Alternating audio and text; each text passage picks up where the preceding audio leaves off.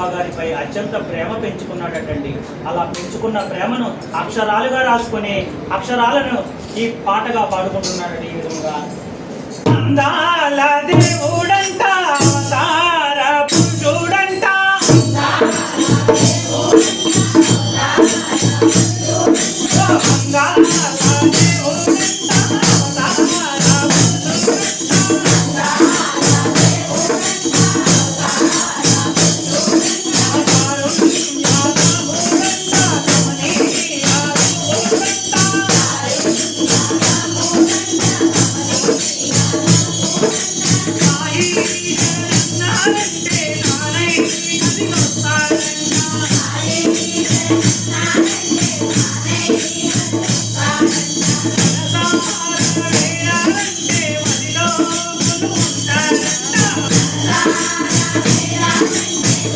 No.